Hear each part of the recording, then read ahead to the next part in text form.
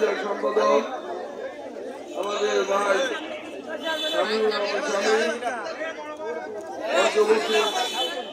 রামপাল উপজেলা বিএনপির আহ্বায়ক শেখ হাফিজুর রহমান তুহিন ও স্থানীয় নেতৃবৃন্দ, আসসালামু আলাইকুম। আমি বক্তব্য দেব না, এই গরমবার মাটি বিএনপির ঘাঁটি। আমরা চাই আজকে 5ই আগস্টে নতুন স্বাধীনতা দিবস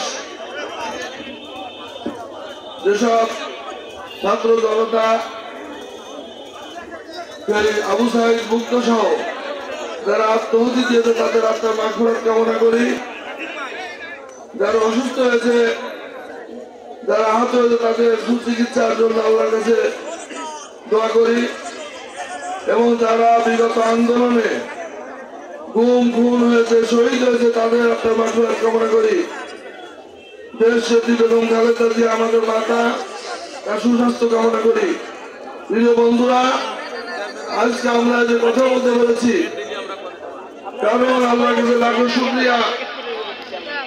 আমরা জানতাম না এদেশের ছাত্র শ্রমিক জনতা, জামাত, বিএনপি, আমরা চেয়েছিলাম একটি নিরপেক্ষ কেয়ারটেকার গভর্নমেন্ট, কিন্তু এই রাতে দিনের ভোট রাতে নেওয়া এই যে সরকার ছিল, যারা পুলিশ বাহিনীকে ব্যবহার করে বাংলাদেশের রাষ্ট্রীয় ক্ষমতা দখল করে নেতা কর্মীদের জুলুম এবং গুম খুন করেছিল, পিলখানা হত্যা করেছিল, শাপলা চত্বরে মানুষ হত্যা করেছিল, তাদের অহংকারে তারা এদেশ থেকে পালিয়ে গেছে।